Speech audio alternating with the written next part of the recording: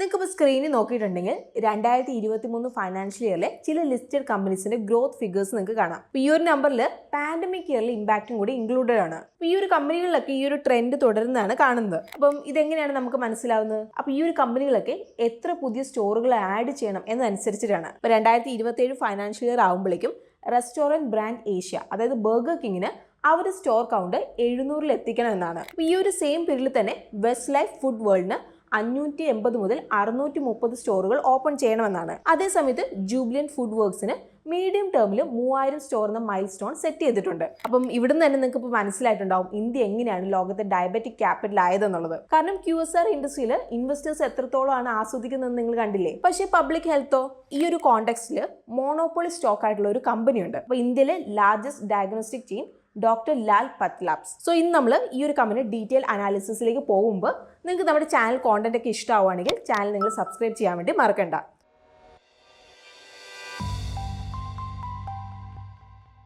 Developed രാജ്യങ്ങളിലെ market വെച്ച് നമ്മൾ നോക്കുമ്പോൾ ഇന്ത്യൻ ഹെൽത്ത് കെയർ ഒക്കെ അണ്ടർ പെനിട്രേറ്റഡ് മാർക്കറ്റാണ്.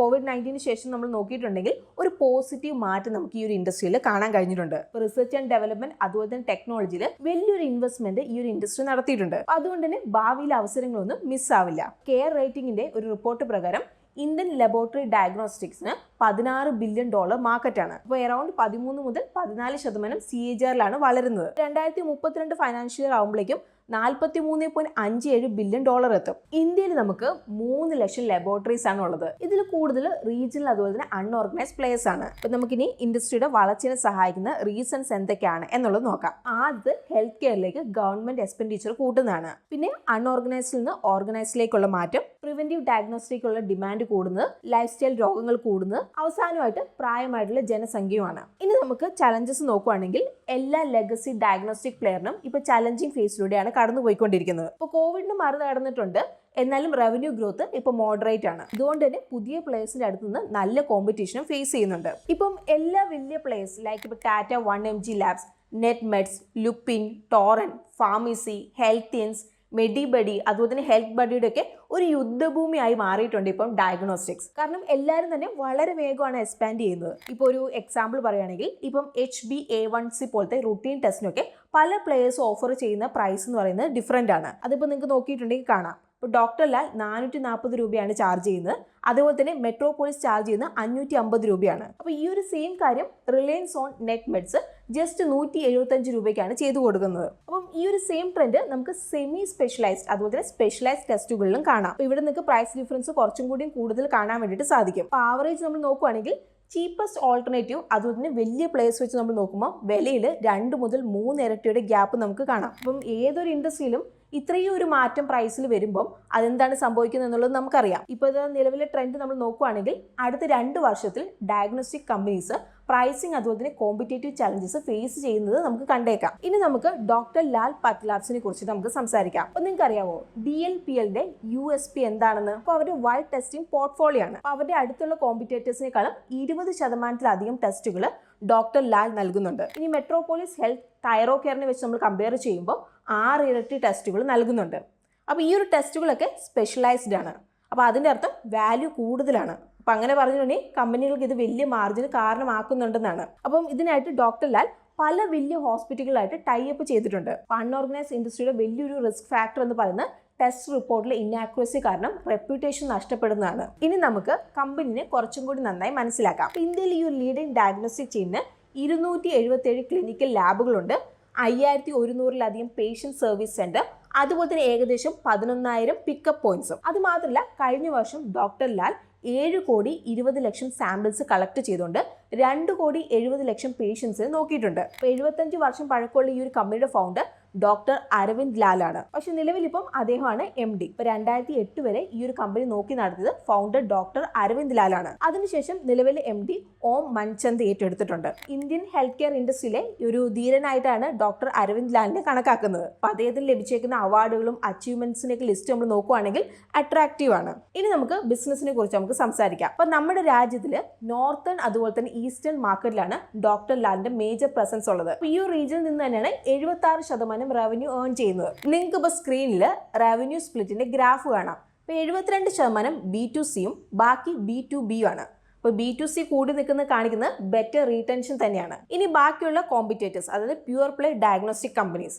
അപ്പോൾ ഈ ഒരു കമ്പനിയുടെ റവന്യൂ സ്പ്ലിറ്റും കൂടി നമുക്ക് നോക്കാം. ഹയസ്റ്റ് B2C ഷെയർ ഉണ്ടെങ്കിലും വിജയ്ക്ക് ഡോക്ടർ ലാലിന്റെ സ്കെയിൽ റിപ്ലിക്കേറ്റ് ചെയ്യാൻ വേണ്ടിയിട്ട് സാധിക്കില്ല. അപ്പോൾ വിജയ ബെസ്റ്റ് റീജിയണൽ പ്ലെയർ ആണ്. അപ്പോൾ അവരുടെ 80 മുതൽ 85% റവന്യൂ ഹൈദരാബാദ് റീജിയനിൽ നിന്നാണ് വരുന്നത്. നമ്മൾ കണ്ടതാണ് മൊത്തം ഇൻഡസ്ട്രി ഇനാക്യുറേറ്റ് റിപ്പോർട്ടിൽ ബുദ്ധിമുട്ടുന്നുണ്ട്. ടെസ്റ്റ് റിപ്പോർട്ട്സിൽ ഹൈ സ്റ്റാൻഡേർഡ്സ് സ്ഥിരമായിട്ട് മെയിൻറ്റെയിൻ ചെയ്യുന്നതാണ് DLPL 99.5%. DLPL അവർ നാഷണൽ റെഫറൻസ് ലാബിൽ നിന്ന് industry wide best CAP proficiency testing score record ചെയ്തിട്ടുണ്ട്. അതുപോലെ തന്നെ സാറ്റലൈറ്റ് ലാബ്സിന്റെ EAQS പെർഫോമിംഗ് ടെസ്റ്റിംഗ് സ്കോർ 98.5%. സിമ്പിളായിട്ട് പറയുകയാണെങ്കിൽ അവരുടെ റിപ്പോർട്ടൊക്കെ കറക്റ്റ് ആണ്. അപ്പോൾ ഇതൊരു ഡോക്ടറിനും നിരസിക്കാൻ വേണ്ടിയിട്ട് സാധിക്കില്ല. DLPL ടെക്നോളജി ഫസ്റ്റ് ബിസിനസ് ആണ്. ഇപ്പോൾ ഡോക്ടർ ലാലിന്റെ 2023 ഫൈനാൻഷ്യൽ ഇയർ ആനുവൽ റിപ്പോർട്ടിൽ 56 തവണ ടെക്നോളജി എന്ന വേർഡ് മെൻഷൻ ചെയ്തേക്കുന്നത് കാണാം. അപ്പോൾ ഒരു ബാക്ക് എൻഡ് ഇൻഫ്രാസ്ട്രക്ചർ വളരെ ആധുനികമാണ്.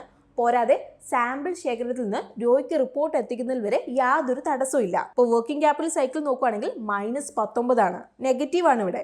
അപ്പോൾ ഇതിന്റെ അർത്ഥം അവരുടെ മാർക്കറ്റ് ലീഡർഷിപ്പിന്റെ ബേസിൽ അവർക്കൊരു ഫേവറബിൾ ക്രെഡിറ്റ് ടേംസ് ഉണ്ടെന്നാണ്. സോ ഇൻവെന്ററി അവരുടെ പണം ബ്ലോക്ക് ആക്കുന്നില്ല ഇവിടെ. ഈവൻ അടുത്ത് തന്നെയുള്ള കോമ്പറ്റേറ്റർ നമ്മൾ നോക്കുകയാണെങ്കിൽ മെട്രോപോളിസ് ഒരുപാട് അകലെയാണ്. വർക്കിംഗ് ക്യാപിറ്റൽ സൈക്കിൾ 14 ദിവസമാണ്, അതും positive. Balance sheet position comfortable ആണ്. 1000 കോടിയിലധികം ക്യാഷ് അതുപോലെ ലിക്വിഡ് ഇൻവെസ്റ്റ്മെന്റ്സ് ബുക്കിലുണ്ട്. 2020 വരെ ഡോക്ടർ ലാൽ ഒരു ഡെറ്റ് ഫ്രീ കമ്പനിയായിരുന്നു. അതിനുശേഷം അവരുടെ കൂടിക്കൊണ്ടിരിക്കുന്ന ലീസ് ലയബിലിറ്റീസിനായിട്ട് അവർക്ക് കടം എടുക്കേണ്ടതായിട്ട് വന്നു. അതുപോലെ തന്നെ സെർവ് അർബൻ ഡയഗ്നോസ്റ്റിക്കിന്റെ അക്വിസിഷനും. അപ്പോൾ ഇതൊക്കെ ആണെങ്കിലും ക്യാപിറ്റൽ സ്ട്രക്ചർ അനുകൂലമാണ്. ഇപ്പോൾ ഡെറ്റ് ടു ഇക്വിറ്റി 0.17 മാത്രമാണ്. സോ അവർക്ക് ഏതൊരു അവസരം മുന്നിൽ വരുവാണെങ്കിലും അത് അവർക്ക് എടുക്കാൻ വേണ്ടിയിട്ട് എന്തായാലും സാധിക്കും. ഇനി നമുക്ക് ഫ്യൂച്ചർ എക്സ്പാൻഷൻ നമുക്ക് നോക്കാം. ഇപ്പോൾ ജിയോഗ്രഫിക് എക്സ്പാൻഷൻ ചെയ്യുന്നുണ്ട്. ഇപ്പോൾ വെസ്റ്റേൺ അതുപോലെ തന്നെ സെൻട്രൽ മാർക്കറ്റിൽ DLPL അവരുടെ പൊസിഷൻ സ്ട്രെങ്തൻ ചെയ്യുന്നുണ്ട്. അപ്പോൾ ഇതിൻ്റെ ഒപ്പം അവരുടെ ഫോക്കസ് ടയർ 2, ടയർ 3 അതുപോലെ തന്നെ ടയർ 4 സിറ്റിയിലേക്കാണ്. അപ്പോൾ വളർച്ചയ്ക്കായിട്ട് അവരുടെ മുമ്പിലുള്ള അവസരങ്ങളൊക്കെ അവർ എക്സ്പ്ലോർ ചെയ്യുന്നുണ്ട്. അടുത്തത് ടെസ്റ്റ് പോർട്ട്ഫോളിയോ എക്സ്പാൻഡ് ചെയ്യുന്നുണ്ട്. ജിനോമിക്സ്, റീപ്രൊഡക്റ്റീവ് ഡയഗ്നോസ്റ്റിക്സ് അതുപോലെ ഓട്ടോ ഇമ്മ്യൂൺ ഡിസോർഡർ ഡയഗ്നോസ്റ്റിക്സിൽ സ്പെഷ്യലൈസ്ഡ് വെർട്ടിക്കൽസ് ഡെൽപാൽ സെറ്റപ്പ് ചെയ്തിട്ടുണ്ട്. ഇനി DLPLന്റെ ഇത്രയും വലിയ റീച്ച് അതുപോലെ അവരുടെ നെറ്റ്വർക്കിന്റെ ഒരു മെയിൻ കാര്യം അവരുടെ ടെക്നോളജി തന്നെയാണ്. ഇപ്പോൾ ഡാറ്റ അനലിറ്റിക്സ്, AI അതുപോലെ തന്നെ ML പോലത്തെ ഫീൽഡിലൊക്കെ തുടർച്ചയായിട്ട് കമ്പനി ഫ്രഷ് ഇൻവെസ്റ്റ്മെന്റ് ചെയ്യുന്നുണ്ട്. ഇനി ഇവരുടെ മെയിൻ വീക്ക്നെസ് പ്രൈസിംഗ് പ്രഷർ അതുപോലെ തന്നെ കോമ്പറ്റേറ്റീവ് ഇന്റൻസിറ്റി ആണ്. അപ്പോൾ ഈ 2 പോയിന്റും നമ്മൾ ഡീറ്റെയിൽ ആയിട്ട് തന്നെ ഡിസ്കസ് ചെയ്തതാണ്. ഇനി നമുക്ക് കമ്പനിയുടെ ഫൈനാൻഷ്യൽസ് നമുക്ക് നോക്കാം. ഇപ്പോൾ recent company Q3 financial 2024 results announce ചെയ്തിട്ടുണ്ട്. അപ്പോൾ ഇയർ ഓൺ ഇയർ ബേസിസിൽ 10% റവന്യൂ ഗ്രോത്ത് റെക്കോർഡ് ചെയ്തിട്ടുണ്ട്. ഇപ്പോൾ ഫൈനാൻഷ്യൽ 2021 Q3 മാർജിൻ ചെറുതായിട്ട് ഹിറ്റ് ചെയ്തിട്ടുണ്ട്. അതായത് സബ് അർബൻ ഡയഗ്നോസ്റ്റിക് അക്യൂർ ചെയ്തപ്പം 22% മാർജിൻ പോയി. പക്ഷേ ഇപ്പം സ്റ്റെബിലൈസ്ഡ് ആയിട്ടുണ്ട്, നോർമൽ റേഞ്ചിലേക്ക് വന്നിട്ടുണ്ട്. അതായത് 25 മുതൽ 28% ഇടയ്ക്ക്. ഓവറോൾ പാറ്റ് ലെവൽ 50%-ലധികം വർധനവുണ്ട്. ഇനി നമുക്ക് ഷെയർ ഹോൾഡിംഗ് പാറ്റേൺസ് നോക്കുകയാണെങ്കിൽ പ്രൊമോട്ടേഴ്സിന് നോർമലി 55% ഹോൾഡിംഗ് ഉണ്ടാവും. 25% FISും ബാക്കി 10% വെച്ച് DISും പബ്ലിക് ഷെയർ ഹോൾഡേഴ്സിനുമാണ്. ഇനി നമുക്ക് ഡോക്ടർ ലാലിന്റെ കോമ്പറ്റേറ്റേഴ്സിന്റെ ഫൈനാൻഷ്യൽ പൊസിഷനും വാല്യുവേഷനും നമുക്ക് നോക്കാം. അപ്പോൾ നിങ്ങൾക്ക് വേണമെങ്കിൽ ഒന്ന് പോസ് ചെയ്തിട്ട് ഈ ടേബിൾ നിങ്ങൾക്ക് ഒന്ന് സ്ക്രീൻഷോട്ട് എടുത്ത് വെക്കാം. അങ്ങനെയെങ്കിൽ മൊത്തം സെക്ടറിന്റെ ഒരു ഐഡിയ നിങ്ങൾക്ക് കിട്ടും. ഇപ്പോൾ വാല്യുവേഷൻ വൈസ് ഏതൊരു കമ്പനിയാണ് ബെറ്റർ എന്നുള്ളത് നിങ്ങൾക്ക് കാണാം. ഇപ്പോൾ ക്രെഡിറ്റ് റേറ്റിംഗിൽ പ്രശ്നമൊന്നുമില്ല.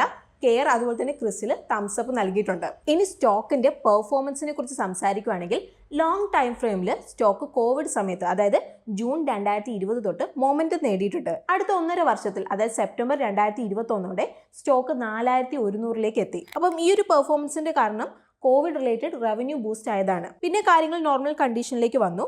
അതിനുശേഷം സ്റ്റോക്കിൽ ഒരു കറക്ഷൻ ഫേസ് വന്നു. അങ്ങനെ മാർച്ച് 2023 പ്രൈസ് 1800 വന്നു. പിന്നെ ഈ അടുത്ത പോസിറ്റീവ് സെന്റിമെന്റ്സ് കാരണം സ്റ്റോക്ക് 2500 ഈ ഒരു സ്റ്റോക്ക് ഒരു വർഷത്തിൽ ഇൻവെസ്റ്റേഴ്സിന് 28% CAGR റിട്ടേൺസ് നൽകിയിട്ടുണ്ട്. 3 വർഷത്തിൽ 2%, അതുപോലെ തന്നെ 5 വർഷത്തിൽ 19% CAGR റിട്ടേൺസ് നൽകിയിട്ടുണ്ട്. സോ ഇത്രയാണ് ഡോക്ടർ ലാൽ പത്ലാബ്സിന്റെ ഡീറ്റെയിൽ അനാലിസിസ്. അപ്പോൾ ഇതുപോലെ നമ്മളിപ്പോൾ വേറെ ഏതെങ്കിലും സ്റ്റോക്സ് കവർ ചെയ്യണമെന്നുണ്ടെങ്കിൽ നിങ്ങൾക്ക് കമന്റ്സിൽ നമ്മളോട് പറയാം. സോ ഇന്നത്തെ വീഡിയോ നമ്മൾ ഫുള്ളി എഡ്യൂക്കേഷണൽ പർപ്പസിനാണ് നമ്മൾ ചെയ്തിരിക്കുന്നത്. ഇതൊരു ബയോ സെൽ റെക്കമെൻഡേഷൻ അല്ലെന്ന് നമ്മൾ ഓർമ്മിപ്പിക്കുകയാണ്.